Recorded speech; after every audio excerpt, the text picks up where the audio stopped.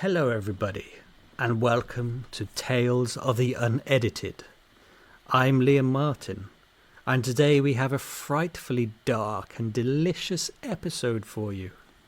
It features a man so delusional, so cold and ruthless, so maniacally focused on shameless self-promotion that you may not even believe the evidence of your very ears. But rest assured, dear listeners, every detail is sadly, horrifyingly true. Ahoy hoy! Hi mate, you ready to record? Oh yeah, I'm ready, yeah. Oh, wait, but do you mind if I just promote my new book a little bit first? It's called The Warden, and it's a psychological techno-thriller set in a near-future alternate reality version where the lockdown never ended, and blah, blah, blah, blah, blah, blah, blah. See? Harrowing. Truly harrowing. You know, details to the other sort of thing.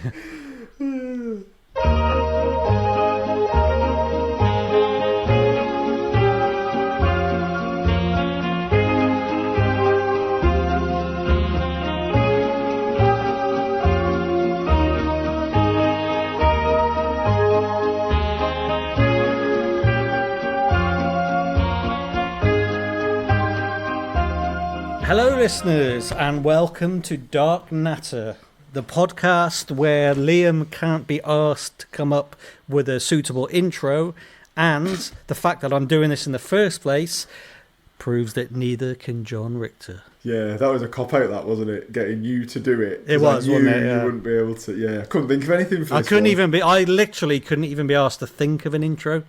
That's pretty bad. Well, it's your gimmick, isn't it? It's on brand. It's on Liam brand. Yeah.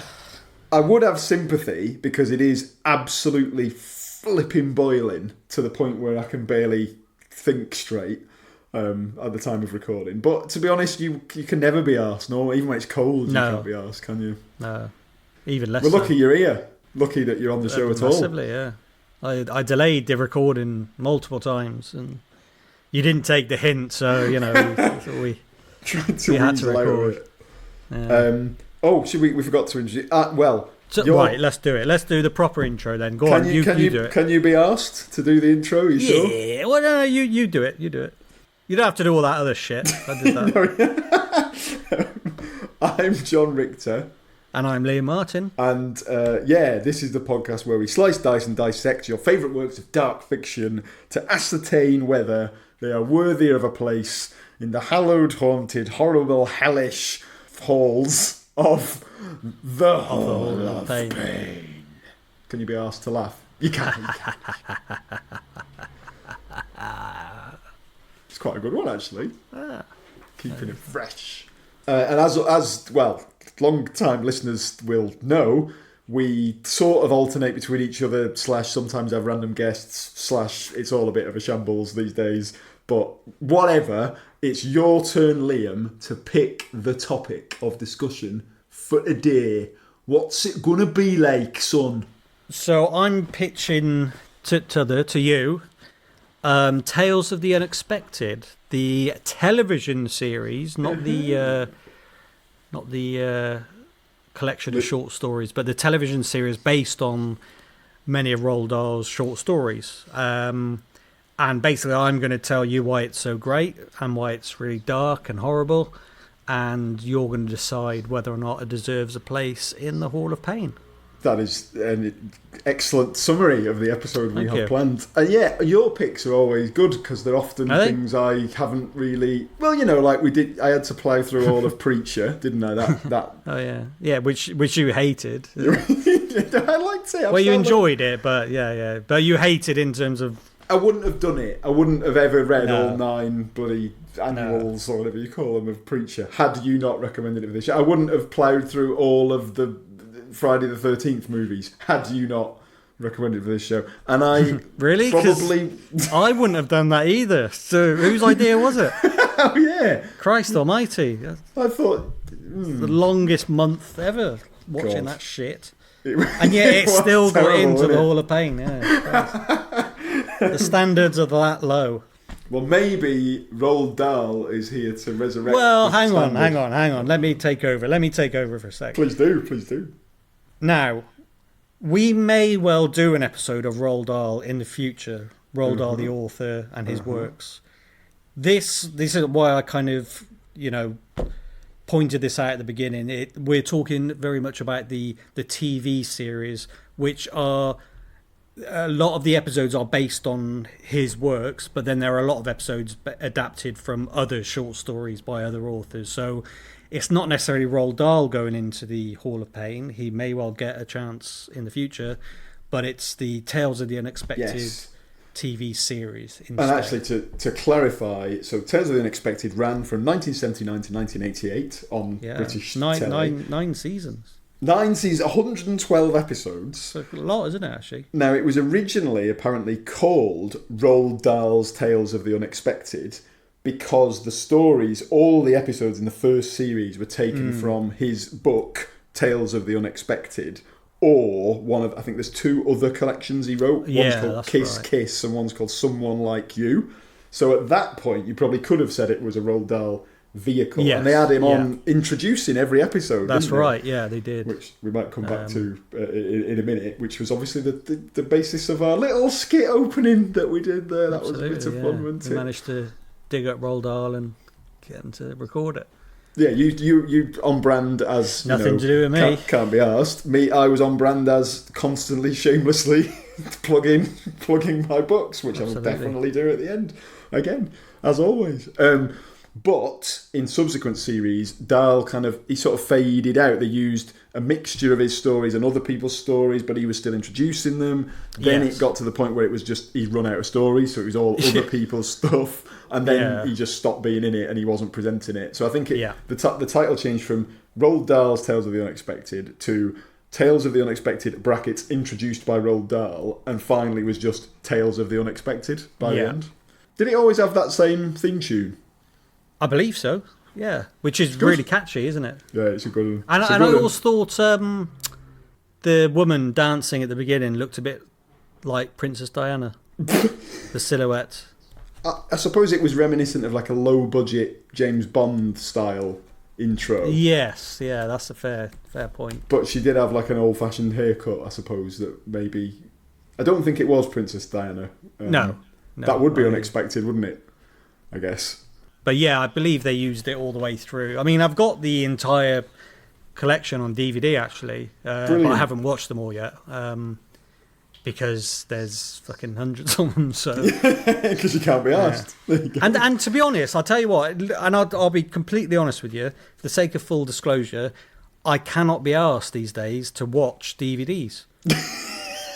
Because I do most of my binge watching on my iPad whilst I'm working. This is, I'll probably get fired for this, but either on my iPad or if the TV has got it got apps on it like Netflix. In terms of watching DVDs, changing them over, using the remote. I can't be asked anymore. And that's really bad, isn't it? It's the same with video games.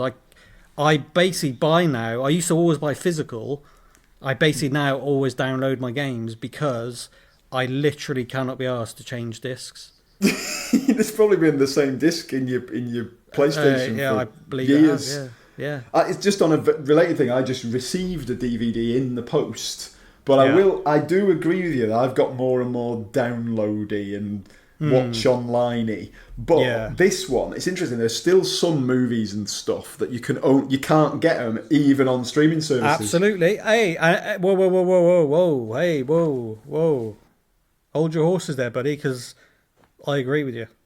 Sorry, I don't know why I made a big deal about that. But no, there are some things that I still buy the odd DVD or Blu-ray, although don't get me started on Blu-ray. But yeah, you're right. There are still some things that you have to kind of buy in that format. And if it's a one-off watch, I don't mind because I make an evening of it. Yeah, it's like an event thing. Exactly. But shows like this, where I believe it's more kind of, it works as the kind of binge watching thing. Yes. I don't know. I just rather it was download only. That's really bad, isn't it? And it's purely because of how lazy I am. No, I mean, it's just modern life, innit? You know, probably going to be, God, we're going to become like the people in the movie Wall-E. We'll just be like immobile, grotesque, mollycoddled lumps in our chairs, just spoon feed me out, more horror. and then the real horror will be, you know, like a movie about someone who's forced to get up out of their chair. That will be considered horror. That's your next novel right there. Anyway, I don't know where we are. I have to tell you about this DVD dead quick before we come back to. So you know when you just like, I want to watch a film but I don't know what I want to watch and I can't. Netflix is just a load of shite. So I googled top 50 most underrated films of all time. Okay. And the one they've given the most underrated film of all time to, apparently you can't get it on any streaming service, and even the DVD is out of print. Wow. And it's a movie starring Philip Seymour Hoffman called Happiness, that's meant to be a like unwatchably horrible black comedy, and I don't know anything more about it other than that. So who knows? And you haven't watched it yet? I haven't, just turned up today. Only picked it up this evening. And it says, if you know on the back cover, when it's, you know, some films are like they're scraping the barrel and they can only find one good review and it's 4 stars. Yeah. And that's the, you know, it's like, oh, a good film, 4 stars, and you think, oh, that's going to be ropey. This is like 5 star, 5 star, 5 star, 5 star, brilliant, brilliant, brilliant, brilliant. So I don't know, I've never heard of it before. Weird. Literally never heard of it. Lost. And the other one I watched off that list was Death to Smoochie the other day with Robin Williams as the villain, which was quite funny. The seedy underbelly of children's TV presenters. And good? Pretty good. Yeah. Funny. Got panned critically at the time and was a massive flop at the box office, but I thought it was funny. Lowbrow. All right, okay. But, you know, just what Robin Williams swearing and stuff and being a drunk was cool. Sounds good to me. It was. It wasn't Mrs. Doubtfire. The opposite of Mrs. Doubtfire.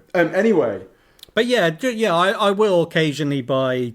I mean, Tales of the Unexpected is a perfect example. It was something I couldn't really find on streaming, so I bought the DVD, watched a few seasons, but I've only gradually kind of continued to watch others. But special films, films I would like to own, I will purchase a DVD, and so there's still a time and a place for them, but don't think they lend themselves to binge watching as much. No, that makes complete sense. I think you're spot on, actually. I commend your laziness. Is the Tales of the Unexpected DVD box set, is that a beautifully presented box set with loads of extra material and little inlays, or is it just a bog standard? I think it's early days of the DVDs. It was, I mean, it's a lot of shit on there because it's, like we said, over 100 episodes. Yeah, and I don't know if, I watched about 5 to prepare for this episode, all handpicked by you. Or presumably not handpicked, because that suggests you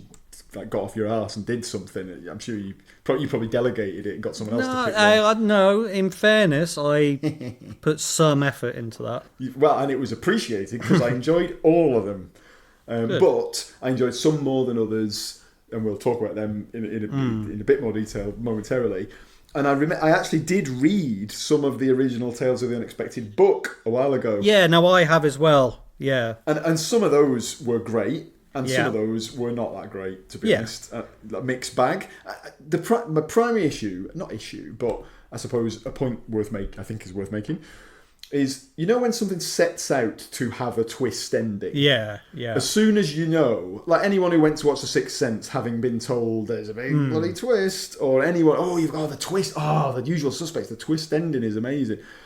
Well, that's it now. I know there's a twist, I'm on the lookout. For the twist, aren't you? Yeah. And because these things are dead old, we're talking 70s, 80s, it's going back a while, that you probably, people may disagree with me on this, it was easier to shock audiences in the past because they'd seen less stuff. Yeah. I think that's a fair point. Yeah. So, like, Psycho is a good example. Alfred Hitchcock's movie Psycho, still a classic movie, still well worth a watch, brilliant. We should do an episode on it. But the shower scene is not remotely scary or gory, or it's completely tame and a bit pathetic. But at the time, cinema goers were screaming and running out of the cinema and falling over themselves in horror because they'd never seen anyone get stabbed on the telly before.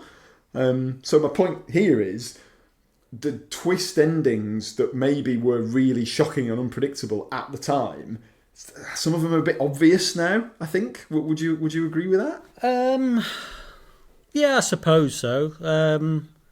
I just think you're right when you say that, when you're expecting a twist, I don't know if you've ever watched the IT Crowd. There's an episode where they watch a film and they find out there's a twist, and it kind of ruins the film for them because constantly just thinking about the twist. Yeah. It's a small subplot, really, but you're right. I think once you know there's a twist, and if it's all centered around twists, then you spend the whole episode thinking, what's the twist going to be? What's the twist going to be? And perhaps, like you said, without as many shows like this or, stories like this, then probably a little bit more predictable. And also, in fairness, the twists have probably been reused as well many times. So yeah, almost tropes in a way. Exactly. I can't think of a specific example, but it's a bit like this. Well, Sixth Sense. Yeah. That's yeah. I suppose we should do spoiler alert for Tales of the Unexpected. Various episodes we're going to ruin. Spoiler alert for every other film that has got a twist that we're going to unwittingly ruin over the course. But so we should probably try not to do that. But one film whose twist I reckon I can safely ruin because Jesus, everyone knows this. But like the Darth Vader was secretly Luke's dad twist. Yeah. That was a shocking twist once upon a time back in the day when The Empire Strikes Back hit cinemas. But now it's such a trope that the villain is secretly some sort of relation to exactly. That's now you can't get away with that. If you put that as a twist in your book, you get laughed out of the. And Willis being the Willis was a ghost. He was dead all along. And probably, in fairness, other films before The Sixth Sense that did that as well. I can think of a couple. So that is another one where, you probably could guess. Well, someone's already a ghost, And there must have been an original, remember being at school when you had to do, creative writing task at school, and even at a primary school, the teacher would tell you, you can't have, and it was all a dream. That's right, yeah. Although arguably that's still going as David Lynch doesn't seem to agree with that rule, does he? So, a dream within a dream. It's a dream. Yeah. It's all just a dream. Very good. Well, thank you. That's my only talent is David Lynch impersonations. But so I think you make a valid point. But having said that, didn't ruin the episodes for me because I think I'll tell you one thing I like about this show. Again, we're not going to focus too much on the stories, but the show is that. Do you find that anything that was made in the 70s and particularly the early 80s has got a kind of innate creepiness to it? Just the way it's filmed and grainy film quality makes it look a bit otherworldly somehow. There's a BBC adaptation of The Woman in Black, which has gotten a bit popular these days thanks to Harry Potter doing it and the stage show and whatnot. But there was a BBC one, and again, it's something about the way it's filmed that I find it so much scarier than the modern day stuff. We've talked about stuff like, I suppose that, I don't know, with Silent Hill. I know I always find any excuse to bring up Silent Hill. One of the reasons Silent Hill 2 is one of the best horror games ever is because the voice acting was a bit ropey. So it makes it sound weird and all the conversations are a bit stilted. And it's the same in a way, I guess, to be honest, acting, in TV acting, naturalistic TV acting has probably improved over the last few decades. I know a lot of people would maybe disagree again, but because it was Well, the production as well, the production's better, the editing's better. Yeah. It's not. I'm not saying older actors of yesteryear were not incredibly talented, but maybe they were a bit more classically trained stage actors, and it was all a bit more hammy, and it was a bit like they were in a play. Some of these episodes are like watching a play on stage rather than watching a TV show. So it gives it all, like you said, this weirdly, slightly formal. Plus, it's all, I don't know, a bit posh. You've got Roald Dahl, he's a posh bloke with a posh voice, and then you've got an episode with Brian Blessed in, and he's a bit posh, and So the whole thing is just, oh, hello, oh, yes, come into the study. Now do take a seat. And it just makes it all, it's a bit weird and a bit creepy, like you say. Yeah. Yeah. Oh, sorry, one final generality before we just do a little deep dive on a couple of episodes specifically. Generality, I was going to say, they're all about 25 minutes long. And you can find a lot of them, I think, on YouTube. So if you did fancy watching it, you just bang them on YouTube and 25... Because 25 minutes, even if you know there's a twist coming, it's not that long, is it? So you can spend your 25 minutes trying to figure out what the twist's going to be, and if you do guess it, it's not like, I had to suffer through 2 hours of a movie having already guessed the ending. Yeah, the other thing I'd say as well is that quite influential. If you look at... Inside Number 9, I mean, it's basically the modern day Tales of the Unexpected. Great point, yeah. Very much so, yeah. So again, short episodes, dark, creepy, but also a slight kind of comical element as well. And always a twist at the end. And Black Mirror as well. Black Mirror's more future sci-fi. Yes. And you could say the same, the Twilight Zone as well. Again, more sci-fi, but similar in terms of dramatic presentation with a kind of either sci-fi or supernatural twist at the end. So and also self-contained as well. Self-contained. Point that out. It's not. There's no continuity. There's no recurring characters. Every episode, self-contained story, and then done. Move on. Next week will be different actors, different characters. And yet, The Outer Limits, I suppose, was another one. The Outer Limits, Alfred Hitchcock Presents, I think that was another one. Which actually there were at least one I know of episode that appeared, a story that was adapted for that and Tales of the Unexpected. Interesting. And it's like you said, most of it, like all the episodes you sent to me, they were all sort of murder based. But I think certainly in the book there were some that were a bit more light-hearted and almost like, the twist ending is the cupboard was an antique. Oh no, and we chopped it up for firewood. God! Yeah. Like, kind of a bit silly. But, so they weren't all... One other little nice... Yeah, you're right. You're absolutely right. Like I said, they're darkly humorous as well, aren't they? So, Timothy West as well has appeared in an episode of Tales of the Unexpected and was also in the first episode of Inside Number 9. Which is a nice brilliant. That's really cool, actually. And and we'll come on to it because it was the best one that I watched. You know that one, A Stranger Comes to Town? Yes, that's... is it Derek Jacobi? That's right, yeah. So you know when you watch an actor, particularly in something that's a bit older, and you're like, he looks familiar. What have I seen him in? So I Googled him, assuming, to be honest, that he would be dead, because he's obviously going to be old now, because he was not that young in the episode, and this is going back to the 70s. And he's still going. Yeah. And I think he was in an Inside Number 9 as well. Yeah, that's right. Brilliant. Yeah. I thought he was amazing in that episode. Yeah, that's one of my favourites, that one. Yeah, we'll get onto that, but... And it was definitely, and I suppose any popular episodic TV show of any era has this same thing, but when you watch it, you'll see shed loads of recognisable actors in their younger, so like Ian Holm is in an episode, Brian Blessed is in an episode, even like a very young Jennifer Connelly is in an episode as like a kid, which is weird. So that's quite fun as well. It's like spot the future star. Yeah. You know what I mean? But you get that with any, like the X-Files used to be the same. It was like, if you watch the old 90s X-Files, it's like, oh my God, like Bryan Cranston's just randomly in one of them. Do you know what I mean? Yeah, totally. Yeah, I'm just looking at some of the others. There's loads, Michael Gambon and loads of people.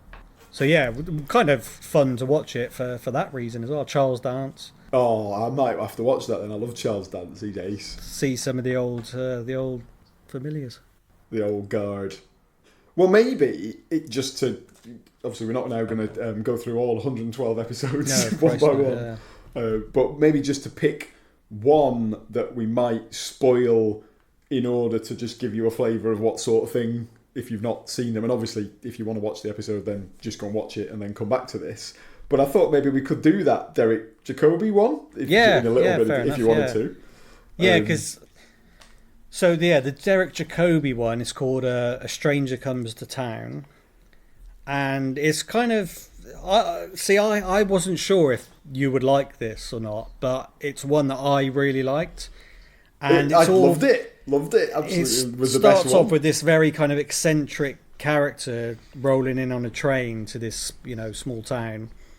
And it's all very musical, isn't it? It's like, and he's jolly music, and he's got he's got a daft flamboyant, brightly coloured waistcoat and a top hat with frilly bits on it, and he's like a proper sort of going around doing magic, isn't he? And like all the kids love him, and he just becomes a real well-known character in the town. And there's a narration.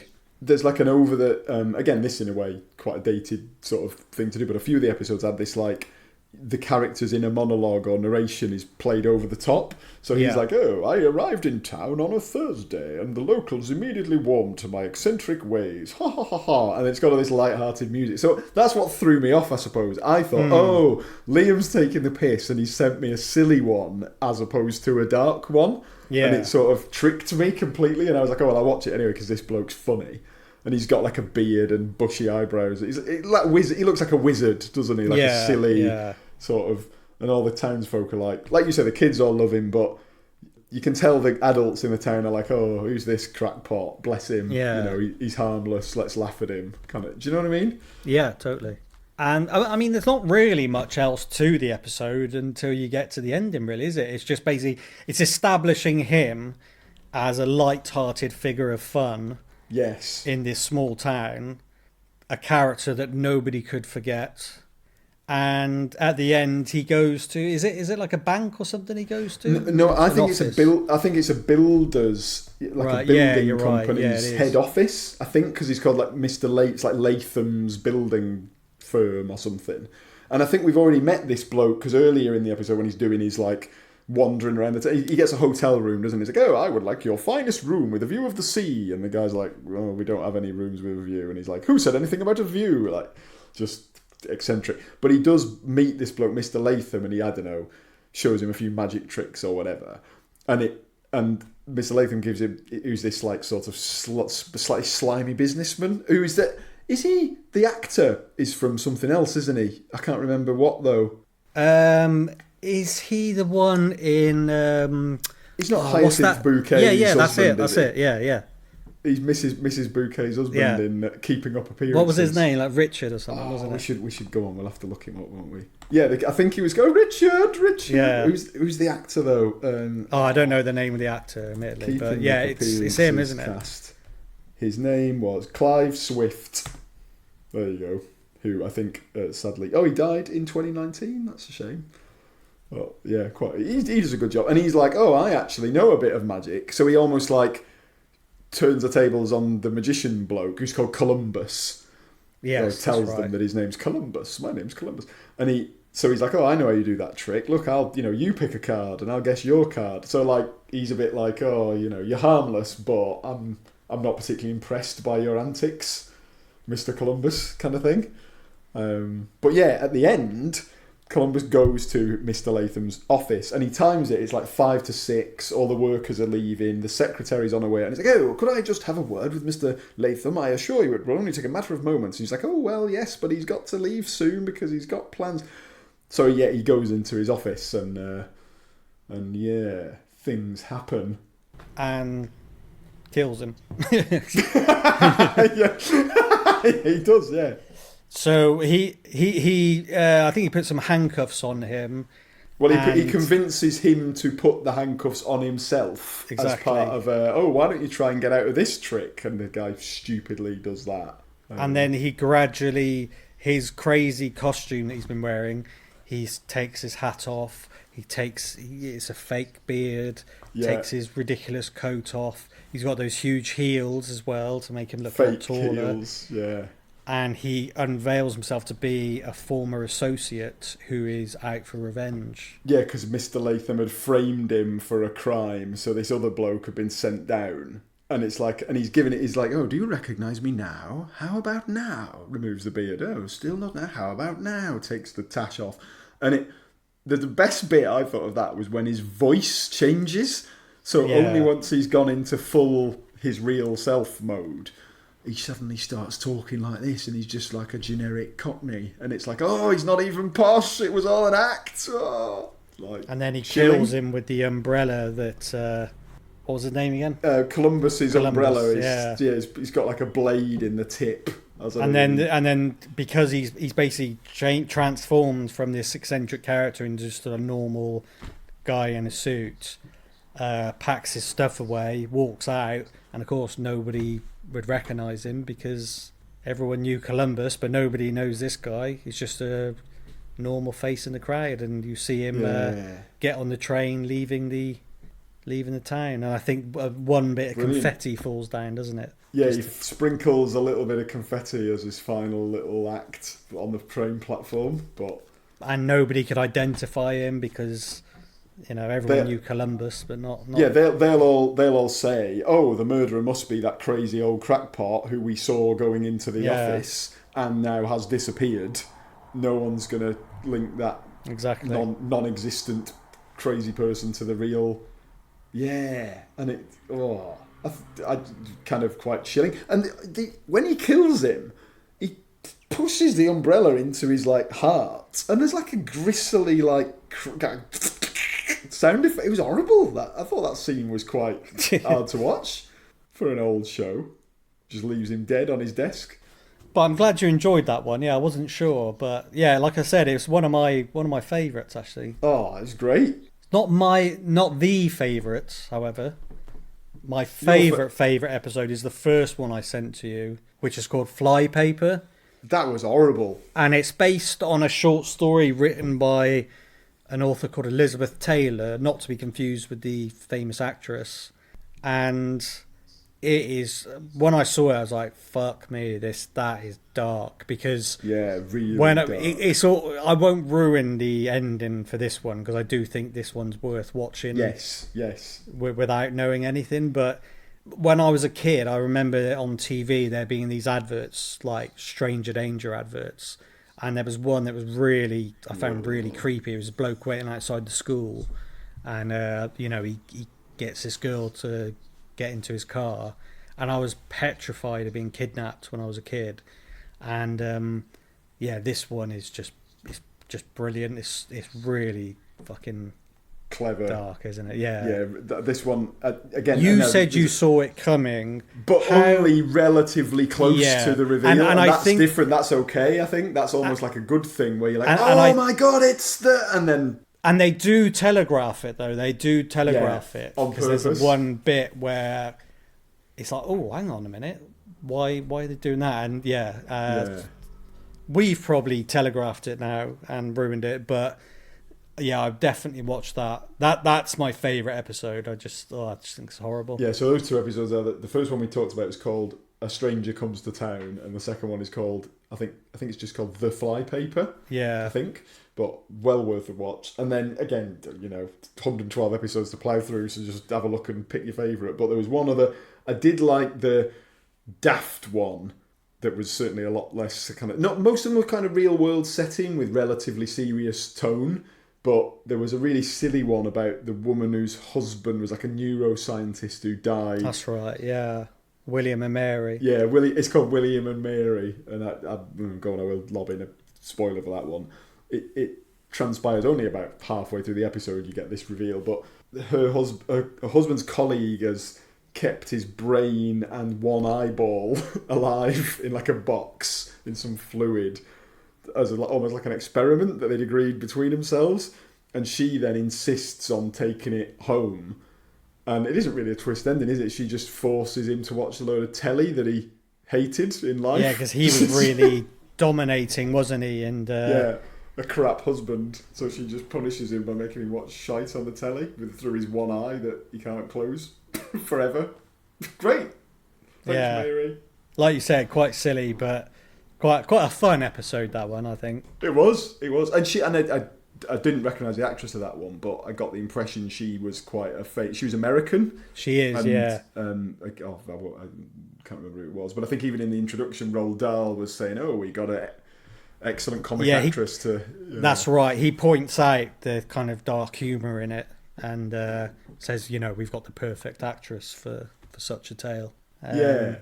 Another one I wanted to say, my friend. So actually, I got back into this. I kind of loosely remember it from when I was a kid. The Tales of the Unexpected series in general, but my friend Pete showed me this episode, and it's called The Landlady. Oh yeah. And that one again. This is a perfect example of what I was talking about earlier, where even if you don't find it particularly scary, and you just think, "Oh, that's a bit stupid," there's something about the way it's filmed and the way it's acted and with the setting, everything about it, that's just a bit creepy. And so I really like this episode. Again, I won't ruin the ending because I don't think you'd see this one coming. But yeah, just a guy goes to stay at like a bed and breakfast, and kind of weird. She's sort of like the old lady there, sort of sweet old lady, had kind of been expecting him, and there's talk of like he notices a couple of names of people that had gone missing, and there was a good. I did enjoy that. The old lady, the sweet old lady, asks him how old he is, and I, based on the look of the actor, I was gonna like 40, I guess, and he goes, "I'm 18." Jesus, you've had a rough, a rough paper. Because that used to be, they always used to do that, didn't they? Like get older people to play younger to a ridiculous extent. Back in the day, it was kind of weird. Oh, I've just got the flypaper episode up, just on silent, but just watching. Absolutely grim. What a creepy, horrible, stranger, like you say, a scary. That was a thing at school, wasn't it? Basically, ruin your life by making you absolutely like firework, bonfire night. Yeah. Like that was just ruined by bloody years of Welliphant telling me that I was definitely going to die unless I, encased myself in a suit of armour and. Those pictures, like of the kid holding the sparkler. And it's like, don't return to your sparkler, otherwise you'll burn all your flesh off and your eyes will fall out. And it's like, I know this, we obviously don't want kids to like injure themselves, but come on, it's meant to be fun. The whole point of doing the sparkler is fun. But it wasn't fun. I was holding. I literally would be holding him at like arm's length, barely. Please let it be over. Oh, I was petrified of him. Yeah. Bloody well. Which other episode? Oh, I also showed you Lamb to the Slaughter, didn't I? Yeah, this one was stupid. but that is a very famous episode. That's the one with Brian Blessed, isn't it? Brian Blessed was in it, and there was loads of like in a lot of these episodes. I guess it was made back in the day, but there was just an awful lot of women getting treated like absolute shit in a lot of them. Lots of like, oh, hysterical woman, be quiet, or lots of grabbing a woman by her arm and forcibly dragging her to some location, or sit down, snap out of it. Yeah, you're being hysterical. The sort of thing where you can imagine them slapping a woman in the face and like, calm down. It's like, just smacked me around the face. And you've only met her 5 minutes ago. Yeah. So, you've not. Would you slap a random stranger? Or maybe you would back in the day. So yeah, it is a bit dated, isn't it? A lot dated in some ways. And this episode is very much like a poor, meek woman whose husband's died or been murdered. So she's, the policemen come round and they're like, oh, sit down and calm yourself. And he's bloody Blessed is like, he doesn't give her much time to come. She's literally just found out her husband's been murdered, and he's like, right, what are the details? Come on. He's really pushing her for Christ. Let her have a bit of a cry, maybe. But I suppose that's the beauty of it, isn't it? Because it's like they underestimate her, and yes. Women in general get their comeuppance in a way. So the twist is kind of quite nice. Tasty twist. Oh, I see what you've done there. Very clever. To the slaughter. But yeah, there's lots of like this. Some better than others. Some darker than others. The same as Inside Number 9, though. There are episodes of that are just quite light-hearted and funny, and then there are other episodes that are really like, Christ Almighty, that was really bleak. And it's the same thing. It's not every episode's going to be a hit, but I think there's enough there, and especially like you said, they're 20 minutes long. You can find them, most of them on YouTube. You can't go wrong, I don't think. What is before we move into the final summarying up? What is, you don't have to describe it or spoil it necessarily, but what is your favourite twist of all time in anything? Oh God, Jesus! Sorry, I put you on the spot there a bit. What the fuck's wrong with you? Yeah. Maybe this could be it. Maybe this could be a twist ending to Dark Natter.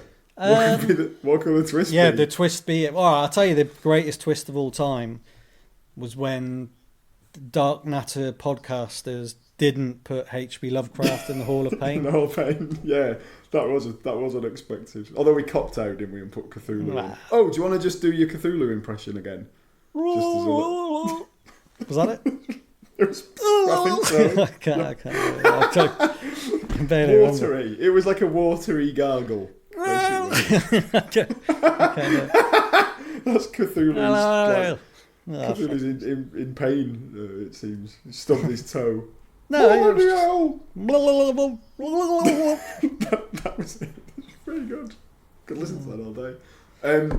What was I going to say? Oh yeah, my favourite twist, and again, slightly ruining the thing by saying that there's a twist in it, but tough, is BioShock, the video game BioShock. Oh, okay. I didn't see that. Yeah. That was more of a mid-game twist, wasn't it? But I didn't. Yeah, I suppose. I did not see that coming. Think about the good twist there. I mean, there's a couple of good Black Mirror ones as well. Oh yeah. Yeah. What's the episode? White Bear, I think it's called. That was a good one. I've seen them all. Just give me a small clue as to that. That was the one where a woman woke up and was kind of being chased by sort of random people, and she's kind of being funneled somewhere, and then she ended up in like a TV studio, and you find out that was good. Ace. And the other one, I can't remember what the episode's called though, about the kid who was being blackmailed to commit these crimes. Oh yeah, trolled. Fuck me. And then you find out why he's being blackmailed, and you've spent the whole episode feeling really sorry for him.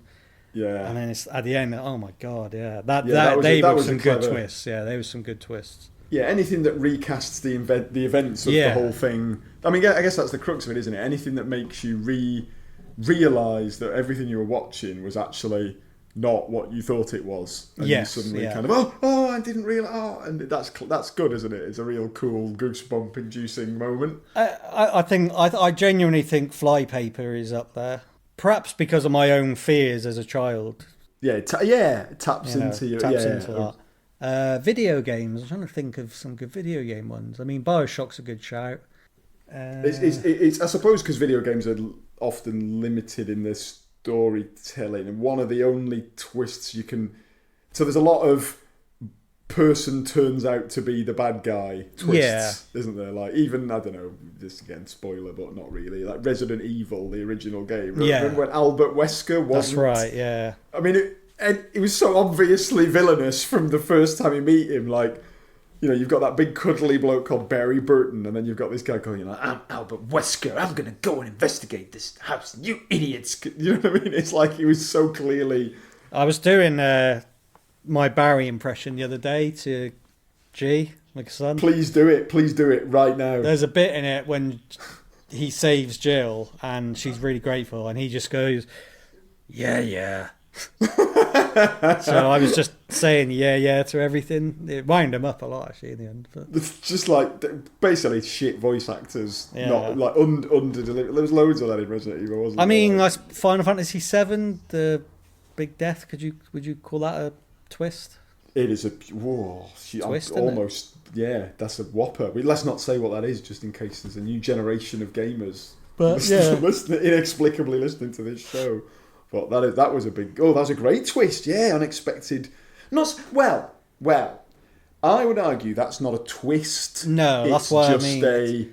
It's just an unexpected development. Yeah, good point. Yeah, maybe it's not... So that's why I wasn't sure if you could class it. But I suppose in terms of shocks, that was... Yeah, it was massive shock.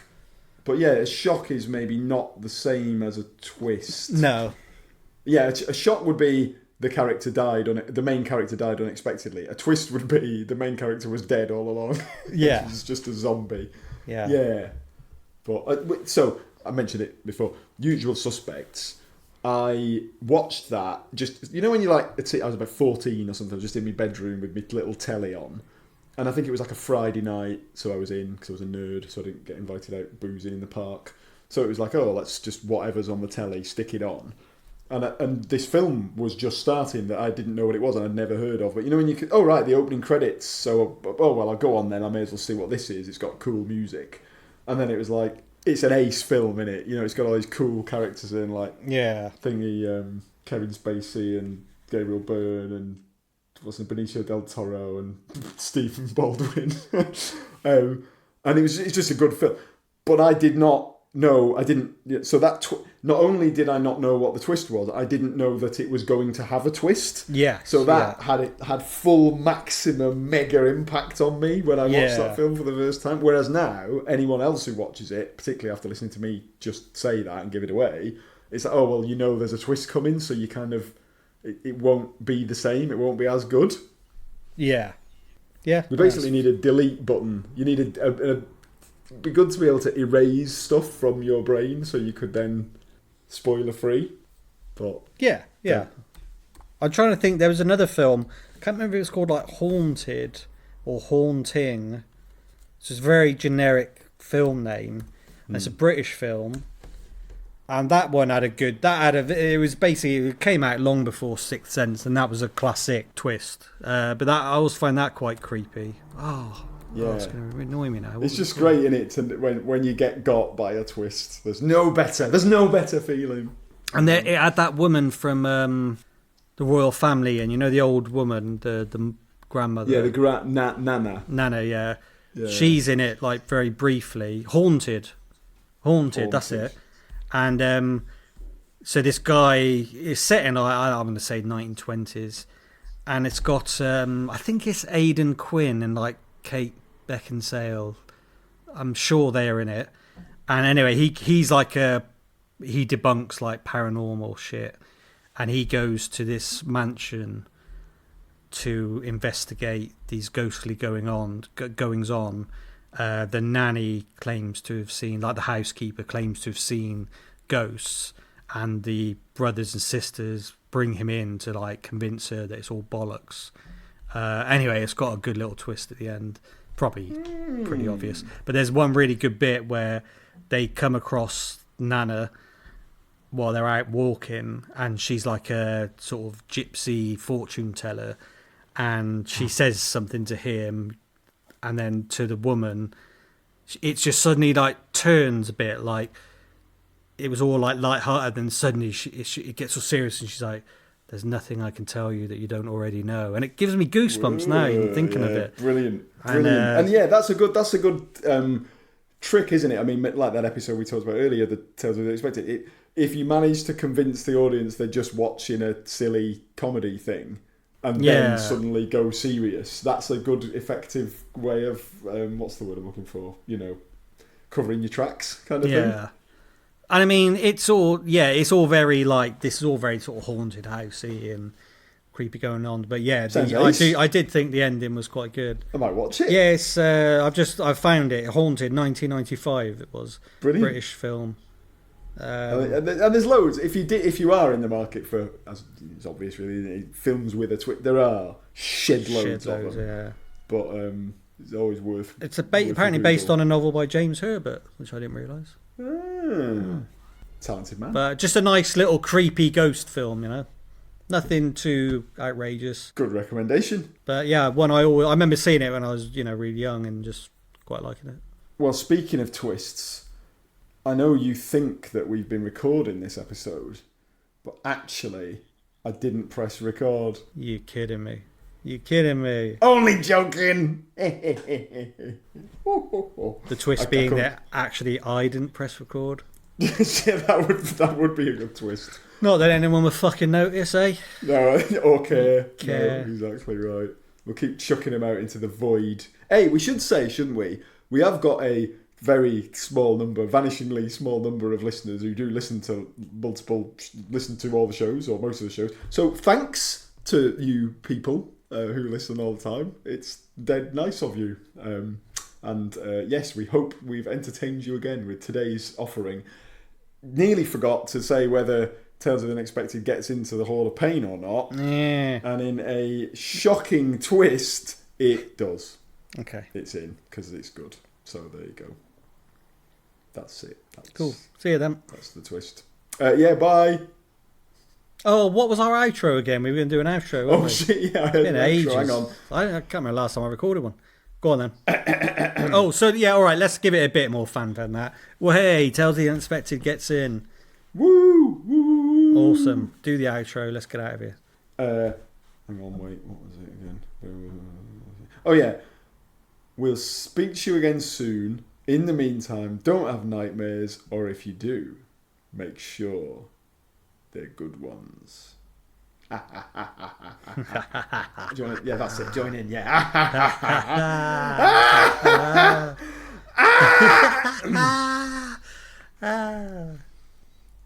Bye. Yeah.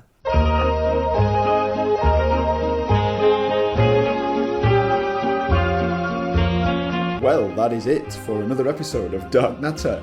We hope you enjoyed it, and as always, if you did, we would hugely appreciate it if you would leave us a 5-star review. That is always helpful, or just get in touch with us. You can find us on Twitter at dark_natter, or on Instagram at darknatterpodcast, or on YouTube if you search for Dark Natter, and then tell YouTube that yes, you did mean Dark Natter, not Dark Matter, and then you can listen to the episodes on there, or see there's a few sprinkling of ones that are videos and a couple of extra bonus bits and bobs as well, like, for you to enjoy. As threatened, I do intend to shamelessly plug my recently released new book, psychological techno thriller The Warden, which is available on the Amazon if you search for the book with that title, or you can just search for John Richter. John is spelled Jon, Richter is spelled Richter. I have various other books and stuff available on there. You can also get more information at www.john-richter.com. That is it from us. Dark Natter will be back very soon. We will see you then. Well, not see you. We can't see you, I promise. Well, no, actually, I can't see you, but Liam can, because he's probably loitering outside your window right now. Bye!